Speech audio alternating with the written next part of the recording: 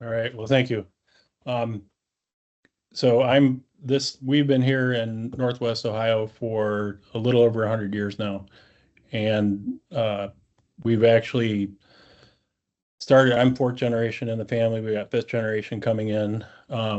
We were certified organic in 1981. Well, we've been certified organic since 1981. And we're strictly organic and then non-GMO and transitional grown.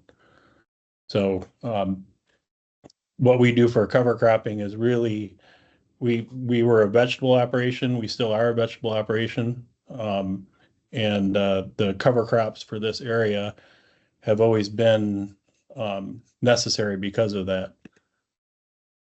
So right around the Great Lakes region, and I'm going to go to the next slide to show you guys. So you can see we're located just south of Toledo, Ohio.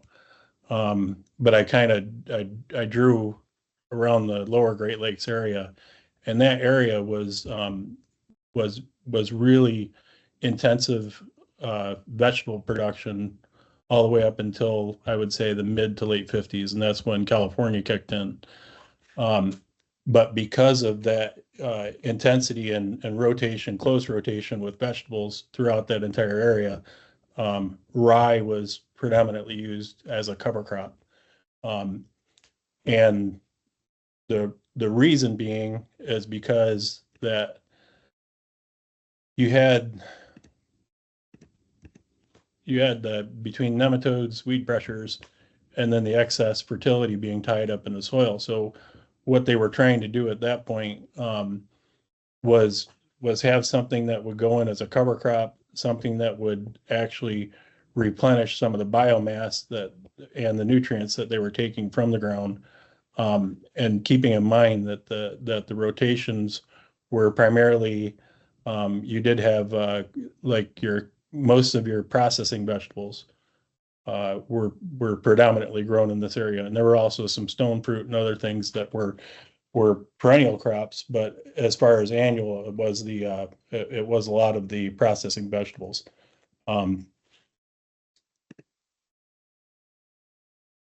So the reason that rye was chosen, obviously easy to establish, July through November, large amount of biomass, and most importantly, it was inexpensive. So it was very common when you went through this area in the wintertime that you could tell the farms that were vegetable farms because the whole farm was covered in rye and overwintering cereal rye, and that was very important to them. And still to this day, in this area where especially in the vegetable portions of the lower Great Lakes, rye is still the predominant cover crop. And the other thing that they would also do is, and I was going back through some of the notes from 50 years ago, but they would have their fallow, they would call it a rye clover fallow. So they would get the rye in, and they would frost seed the clover into the rye, and then let that go. That would be the crop for that year. They wouldn't disturb that. And it was basically a resting fallow period for that, because like I said, all these grounds, all the ground around here was very intensely farmed. It wasn't row crop. It was a lot of the specialty crops.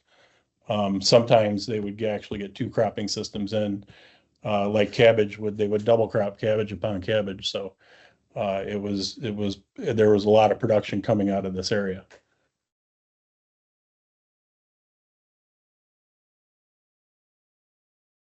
So as I said, where we're located, which is just south of Toledo, we have the what's called the Maumee River watershed.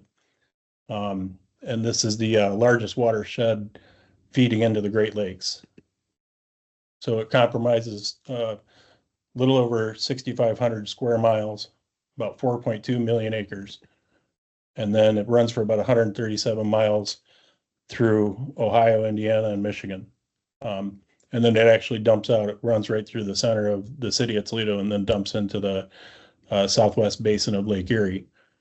And there again, for the reason I bring this up is because in this area, and I think some of you remember before, we had issue with alga bloom that's through this area. So Of course, when the water supply turns green, the growers are always the first one to get blamed for it.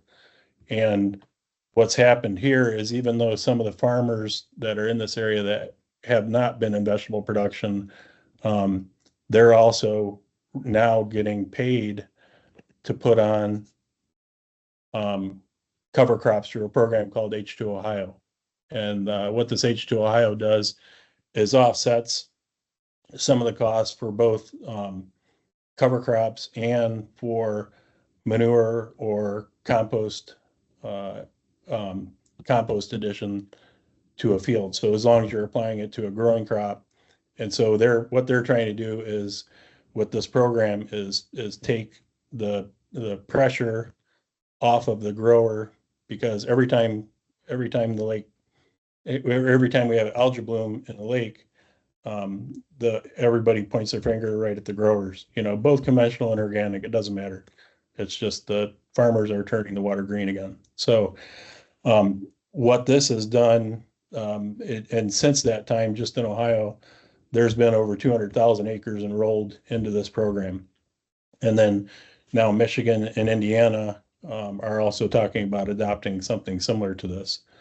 But I know this is, anybody that's not from this area, it's kind of difficult to explain it. But we're the last place where during the last ice age, when the glacier came through and cut off all the topsoil, it deposited several different soils in this area. This is old lake bed. So the area that we're in hasn't been as only started getting farmed in the late 1800s, because it all had to be drained. It was literally a swamp, so it had to be drained. But along with that, what happened is that we have not several, we have multiple different soil types in this area. So we can go from a really light sand, almost like a blow sand, to a heavy clay.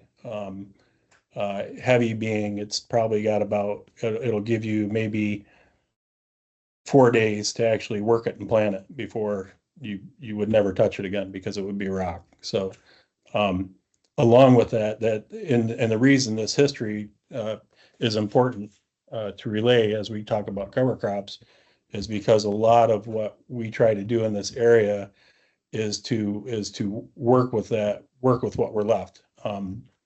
So some cases we're basically Hoytville clay in this area.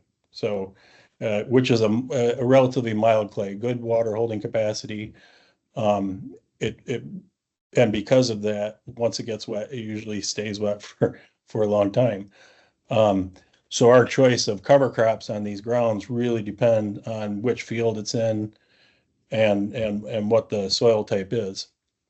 Now, our organic matter, for the conventional growers that are in this area, the organic matter runs about 1.6%, because they've just farmed the life out of it. There's been no reason for them to cover crop it. And it's not just a grower thing. People look at it, and when they downplay people for not using cover crops, I think what we're short-sighted about is seeing that from the grower's perspective, the majority of the land in Northwest Ohio, Southeast Michigan, and then Northeast Indiana, the majority of the ground that's out there is absentee landlord, and the majority is annual cash rent. So there's really very little incentive for these growers that are conventional, since the majority of the acres are conventional in this area. And even some of the organic growers themselves, there's very little incentive to actually look at the soil health and take into consideration investing into cover crops, just because they don't know if they're going to have it the next year. What's happened a lot around here, though, is the newer organic growers, younger guys that are getting into it, they're sitting down with the landlord and they're setting up at least a 10-year plan. And that starts making sense when you look at the investment into the cover crops primarily, because you're trying to build the soil up, and you don't want to build the soil up for the next guy to come along and take advantage of all the work that you had done. So that does become an issue. And as we talk about cover crops, that's also another thing that a lot of these guys have in mind, because I think if they own the ground, they treat it much differently than how it's rented. And I'm sure that's no different than it is in a lot of parts of the United States right now. But just to give everybody a little history on that.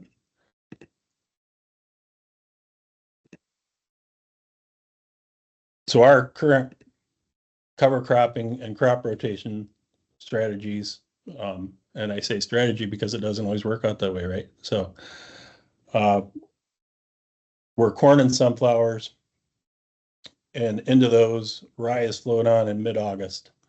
And the H2 Ohio rate for aerial application of rye is 1.25 bushels that has to go on there.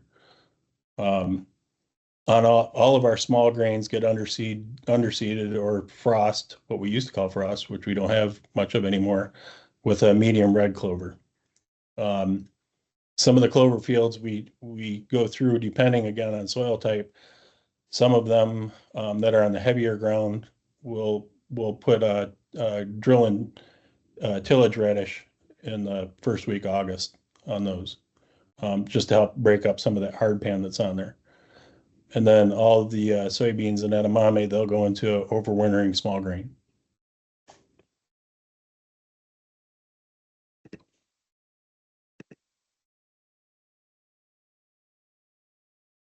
So we have done multi-species mixes in the past, and we're currently doing some right now.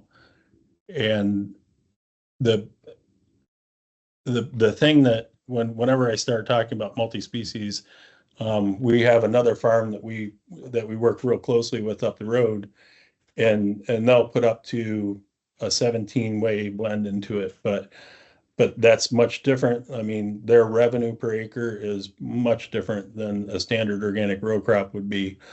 So they can afford doing that. They can their return on investment, if you will, and they own all the land as well. So that makes that makes much more sense for them to concentrate on that and really look at their soil health. The mixes that we have done in the past, uh, we did two with Ohio State, and they had pulled the results. Unfortunately, I didn't get their lab results sent back to me, but we split a couple of the fields and basically went at a rate where we could look at what our cost input was on those fields, based on what we had in there. To give you an example, um, uh, the one field had the Austrian winter peas, iron and clay cowpeas. It had the organic buckwheat in it. We had sorghum sudan grass, sun hemp, purple top turnip, and rapeseed that was in there. And also there again, you also have to take into consideration that this was done on a 18-acre field, and we had the other half of the field was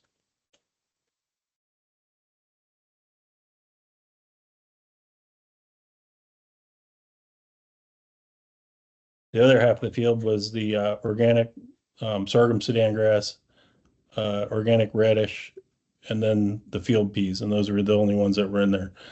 So we were trying to compare was how adding the other species to that, how that affected the production on it. And this is anecdotal because I was the one in the combine, but you really didn't see a whole lot of difference, not at least not in the first year of it, right? So what we're doing now is trying to look closer at, well, yeah, let me back up a bit. So this was what we started out with, the goals in the multi-species cover crop.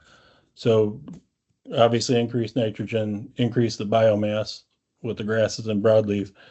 And then in a lot of the cases, because we do have a lot of the clay soils around here, was to decrease the soil compaction and also try to scavenge some of the additional N from the legumes. um, by doing that, the goal is that we would actually see some differences in the end. I think the problem that we ran into was that a lot of our cover crops weren't for a long enough period of time. So now the cover crops that we have planted, we planted some this spring that will actually end up with about half of the material um, that will be overwintering. And with that, keeping that in mind, um, it also we're trying to balance out the cost of it, because as everyone knows right now, with organic production, organic prices are down considerably, even to what they were even a year ago, even a half year ago now, and they seem to keep going down. But that being said, you have to be cognizant of what you're spending your money on. And I know from in the past, when working with some of these cover crops, is that you can make it work out, but you also have to give that field a full year of rest, if you will.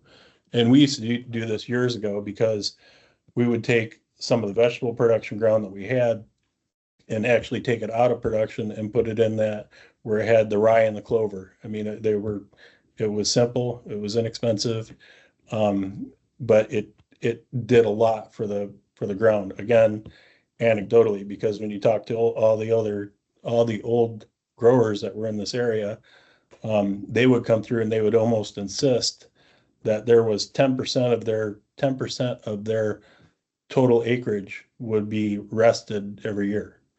And this and continuing that, we're looking at it saying, okay, if you do that, then what in a course of 5 years, what does that field have to pay back in order to do that, right? So you gave up income on it.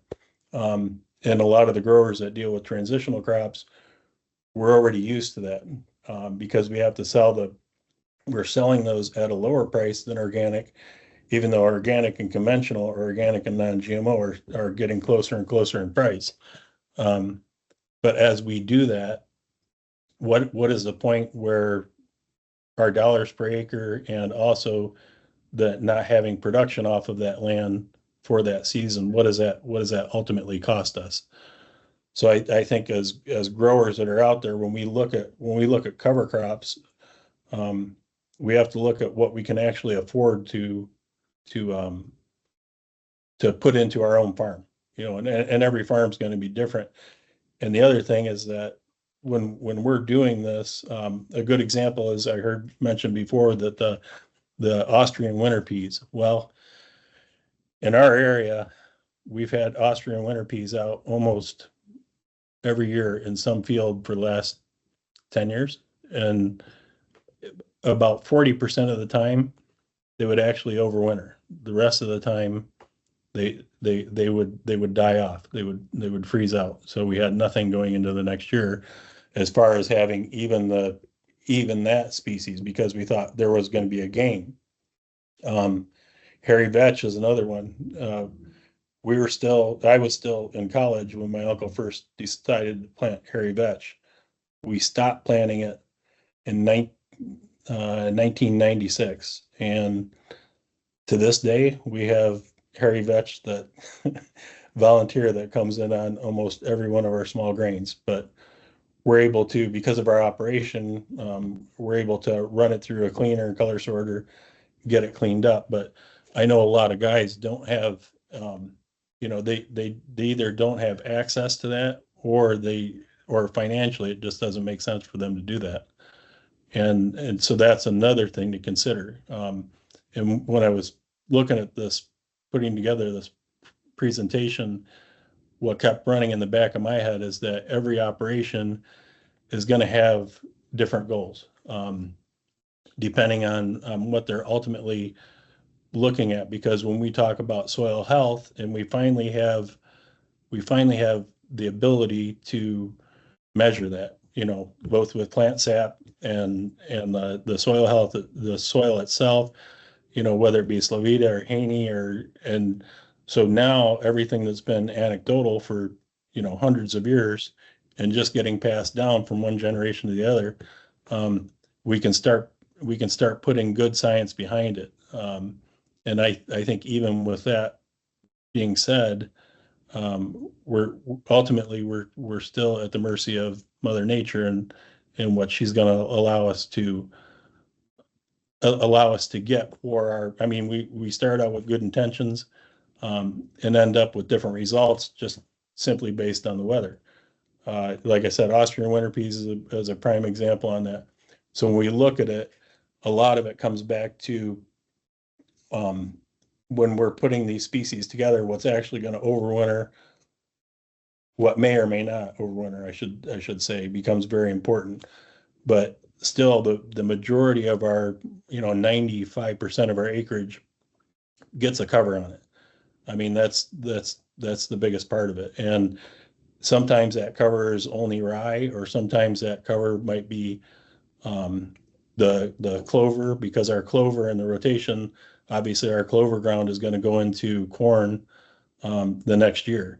And as I look at that, when I was saying before that my main goal in this is actually getting my organic matter up in my soil, because once I do that, then no matter what I put in there for cover crop or even for a cash crop, you can definitely tell the difference.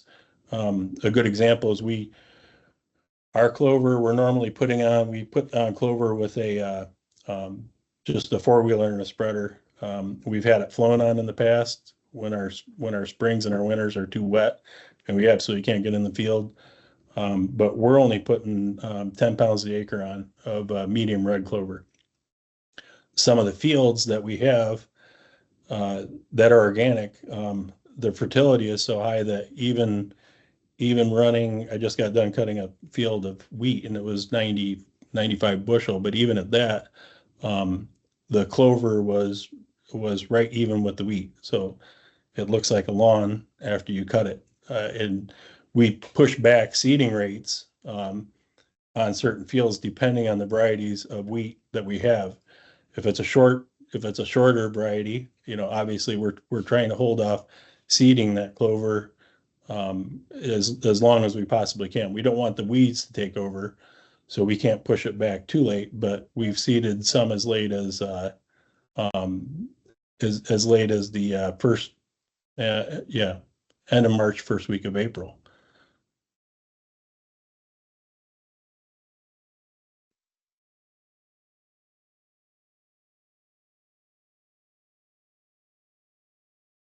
So as I said, most of our efficacy measures on the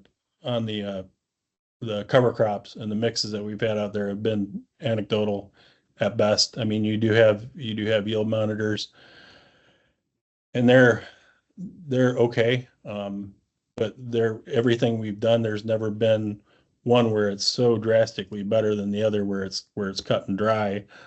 And then also it's not only looking at it for the following cropping season, but what it does for the next 3 or 4 years. So what we're doing is we've got about 150 acres out of 1,100 that we want to do some long-term testing on with various cover cropping schemes, and various species that are in there, and see if we can really tell the difference. Because, like I said, out of that 150 acres, that's all the same soil type, which is that whitefill clay.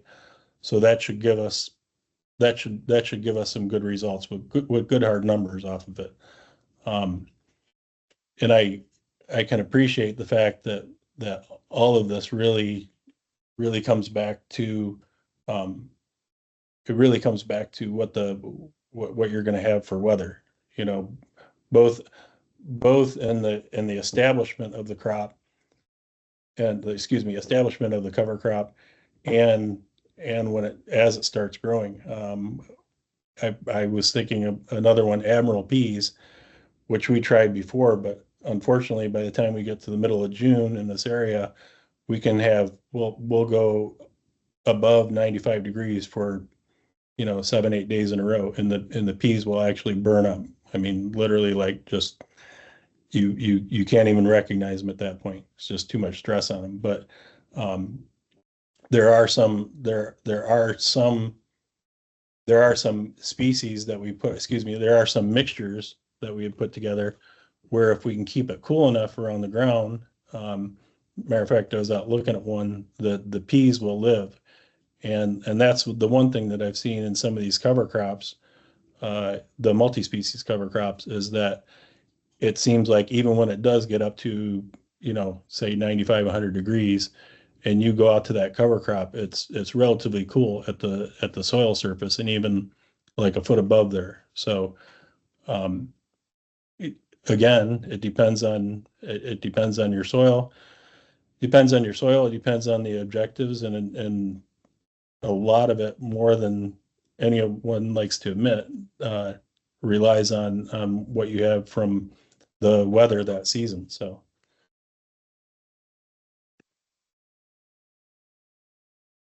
um, and then I come back to this return on investment because this is uh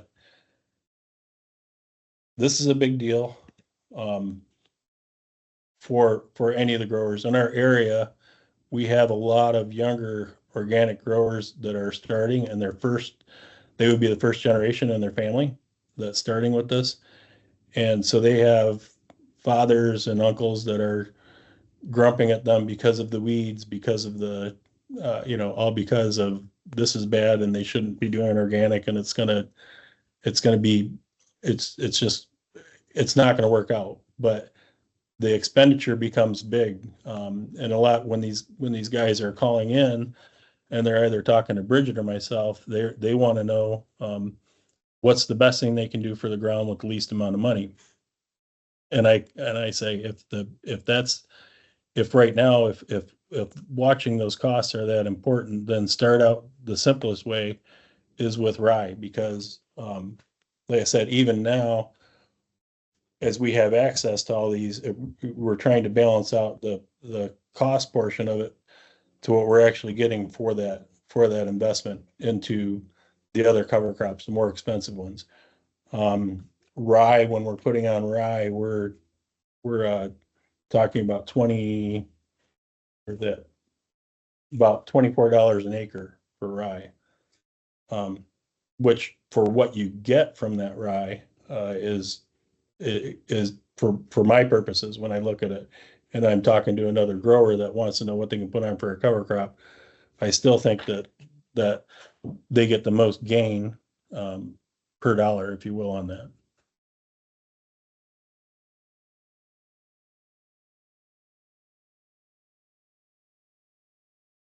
So I know that was shorter than was anticipated, but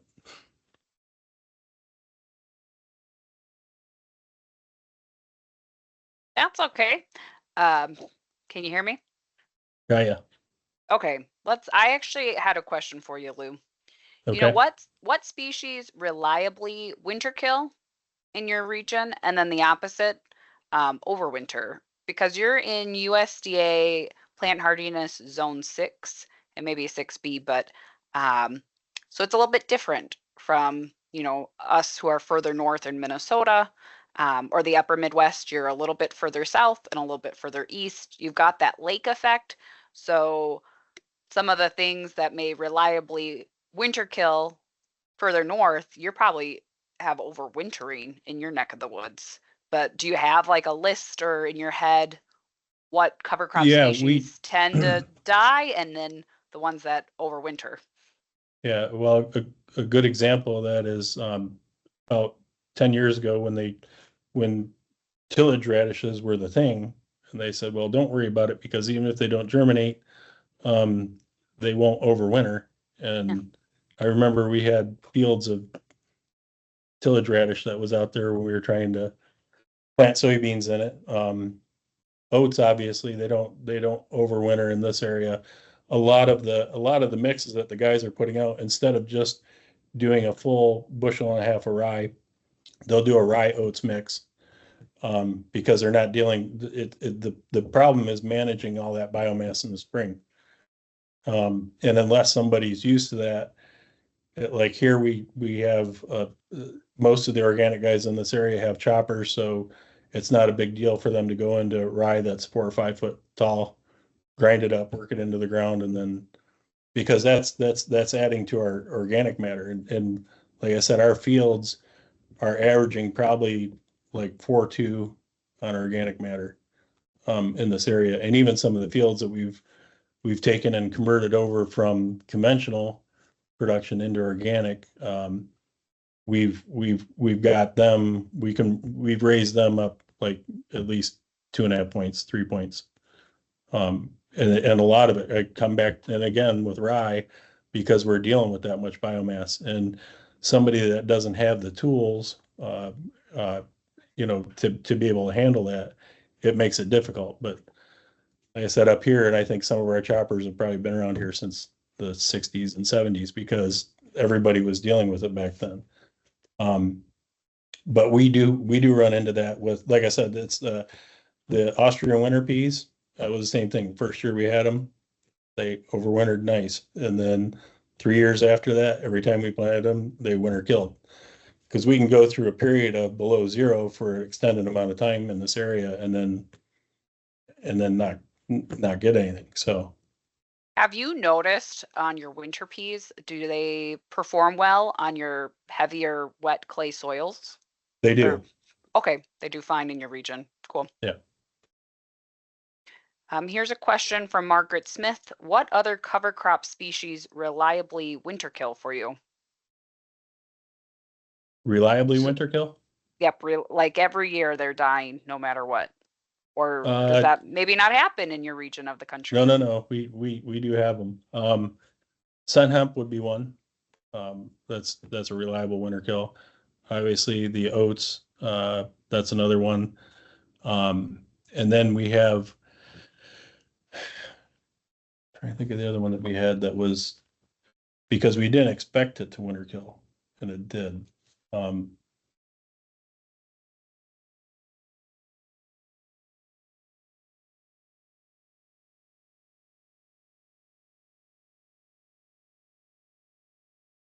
We had well, yeah, it was a clover.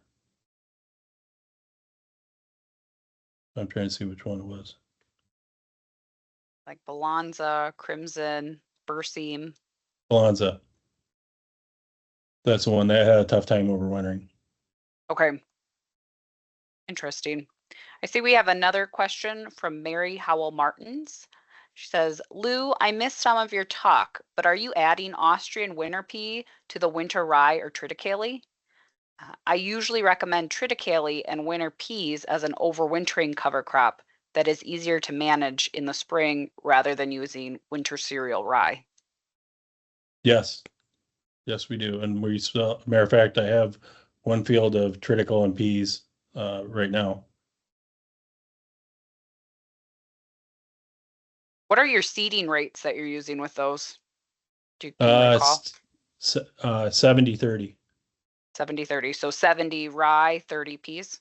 Yeah, either whether it be rye or triticale, Oh. it's 70, and then 30 on the peas. And then another question for you. How do the Berseem and the Balanza behave? You said the Balanza did die, but you were expecting that to overwinter. Yes. Any comments on Berseem clover? No, I don't, because the only place we had that, well, no, I don't have a comment on that. Okay. Because I'm looking back through notes on the field, so. Can you remind us all what is like your crop or what crops are you growing on your farm operation? We're growing corn, sunflowers, soybeans, and edamame, and small grains. There's 5 or 6 types of small grains. And you're trying to fit cover crops in with all of those various cropping systems. Okay. Ty's wondering, what changes do you foresee happening in the next 5 years or so when it comes to cover crops? I'm hoping from, and that's in listening to the other presenters that were on here, I'm hoping that we actually can start gathering some good data. Now we have the ability to run analytics. I joke around with people all the time because they're like, well, I don't ever want to deal with AI. And it's like, yeah, but pretty soon I could see an app that comes in and says, hey, this is my field, this is where I'm at, and they'll look at it and go, oh yeah, you need to put this, and this in because we figured it out. And I think by having that, we do have the data, and that's one of the issues that we have right now. Well, not it's not an issue. It's actually a good thing. We have the data because all the universities, USDA, ARS, we've been gathering data for years on all of this. And I think now we have the ability to actually run the analytics on that data. So as we slowly start putting that together, because now for say somebody that's in their 20s or 30s looking at getting into this, a lot of these are it's an expensive mistake to make if they don't have to make it, right? Right. And that's like the goal. That's like everybody's goal is sit there and go, well, sure, I'm happy, especially in organics, because anybody that's in organic production is happy to share what they've done, whether it be good or bad. I mean, it's not a clandestine group. It's a wide open. So that's what I see in the next 5-10 years is I see us actually running through that data and having some good answers. I see a question came in wanting to clarify from Bradley. Are you taking the TRIT and P mix for grain, production expected and uses? So are you Yeah, harvesting for grain or forage, and what type of yeah. I should have production are you clarified that expecting? before in the beginning. So we don't do any forages. Um, we don't have any animals on our farm or actually anywhere close to us. So everything that we're growing is for it will end up going into either seed or grain for production. I have a question for you, Lou. For someone just getting started with cover crops, what type of equipment would you recommend investing in as like a starting point to enter into the cover cropping world? Do you have any insights on what you'd recommend? Yeah, we had actually purchased a used 1990 John Deere, so it's a central seed delivery system, and that's matter of fact, I just talked to a guy this morning about it.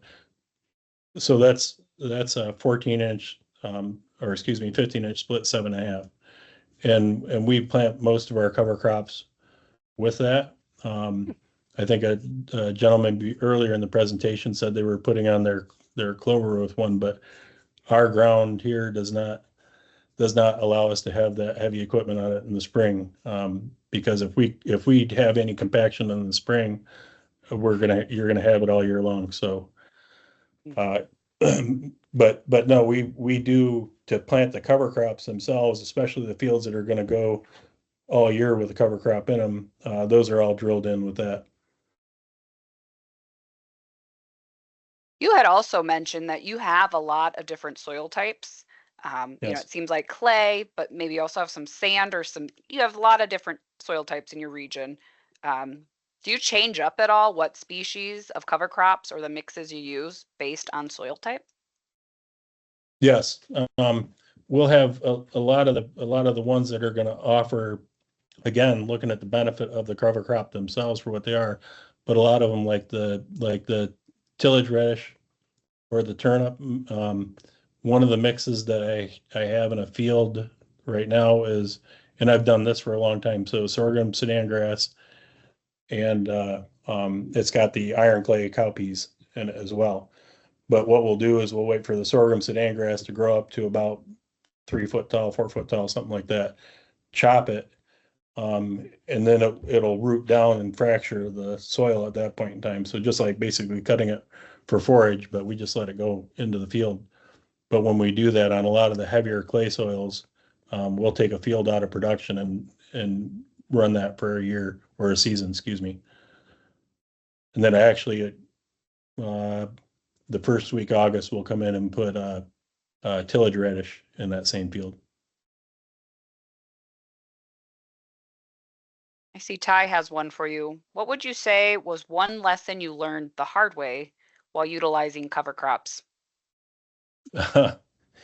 Um, I actually planted sun hemp too early one time and got to deal with about 8 foot tall sun hemp and trying to figure out how to actually work it down because that was quite a challenge. So what was too early for you out in Ohio? I planted in the first week of May. Okay. And then, Yeah, so by July well, it how was did you solve that issue? um ended up going through and we ran a chopper through the field. Excuse me, first of all, we basically took a disc vine and cut it up high and then ran a chopper on the rest of it. And then we actually had to plow the whole field to get rid of to actually invert the mass on it, which I don't use the plow much, but I did for that field. So other Did than the that, it sun stays in. did the sun hemp reach bloom in your region? No, it didn't. Just kept growing. Do you have any idea of how much nitrogen it generated, or maybe you weren't doing the testing at I, that I time I to, didn't know at that time, and this was probably 20 years ago now, and so we had just put it out. One of the local seed guys came through, and I was like, "Hey, I'll try that out." So yeah. I I imagine at 8 feet tall sun hemp, it would have fixed a lot of nitrogen. Um, have you experimented at all with winter camelina in Ohio? have not yet. Is that something you'd be interested in trying, Yes. or? Yeah. Okay, let's see. I don't see any other questions, but if people have them, please feel free to throw them into the Q&A channel. Trying to think. Oh, you mentioned testing, and you did say Haney testing. Have you done any Haney soil testing on your farm? And can you share some of the results, or is that just you had mentioned it?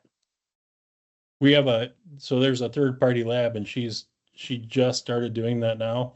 And she's actually started doing it with our compost, which another thing I failed to mention, but so because we have the other part of our operation is a food processing plant. And so we have a composting facility. So all the food waste goes out to the compost facility. So we're producing about 10,000 cubic yards of compost a year. Some of that goes for retail, and then some of it goes on our fields, and then some other local growers purchase it to put on theirs. But that's one of the other benefits that we have is we're able to apply that compost to our field. And usually when we start out, we're starting out at a higher rate. So we're doing a 20 ton to the acre with compost, but we don't use chicken litter. Um, and the only nitrogen we actually use for the corn we grow in the form of the clover. And we have done higher seeding rates on clover, and we've done lower seeding rates on clover, and still come back to that about that 10 pounds. Last year we had extremely dry spring, and I would say that about 80, maybe 85% of the clover actually caught, and the rest didn't. Um, And what species of clover specifically? this is medium red. Medium red. Yep. Have you grown other types of clover, and medium red We continues to be have in your the past, and favorite, or? there again, it comes down to the cost of it and also the management of it, Yeah. and then to see what we're actually getting out of it for what we're what we're actually spending our money on. So, but then coming back to the medium red, because we've actually grown medium red seed out here, and in this area, there's quite a few guys that are able to grow that clover seed. Oh, for seed production. Cool. Yeah.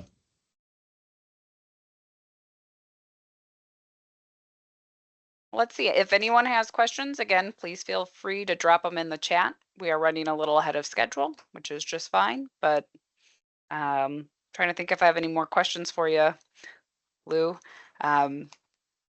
I mean, you kind of said too, like if someone's new at cover crops in your area and are just getting started, you usually recommend starting out with winter rye. Yeah, If they wanted something to winter kill, what would be your recommendation? the oats. The oats. Oh Yeah, yeah, because even in zone 6, the oats pretty reliably winter kill for you still. yeah, And you're planting a spring oat, not a yes. winter oat. I wonder if some of the Right. winter oats would start to, depending on the season. I've got a couple growers around here that have some of the black Kazakh oats out, and they said they came through the winter just fine. Okay, and those are a winter oat, so they should Yep. have a little better winter hardiness. I see Timothy is asking, does the sun hemp overwinter? No. No, that reliably will winter Yes. kill, probably at Yep. first frost. I would assume. Yep. Let me check the channels again. Nope, we've got the does the sun hemp overwinter. And now I guess I'm just curious, coming up, because you have so many different crops, are you planting cover crops like throughout the entire year? Like in spring, midsummer, Yeah. fall? What are some of the species or cover crop mixtures you'll be planting coming up, and like after which crops get harvested? I've got so in the in the what we have for clover, so a couple of wheat fields that we have off right now. Um, I'm going to go ahead and drill the tillage radish in some of those fields that I know where the ground isn't quite friable. So again, the goal is going to change from field to field, but in some of those areas, that's where I want to get the tillage radish put in with the clover. So I'll just go drill that right in with it. And then um, along with that, I've done, I've done, buckwheat, before a small grain too. So right at flour, go through and terminate the buckwheat and then plant a small grain into it. Um, we've done mustard on some fields where I had nematode issues. So at mustard at flowering, run the chopper through and then that gets turned under before we plant beans into it.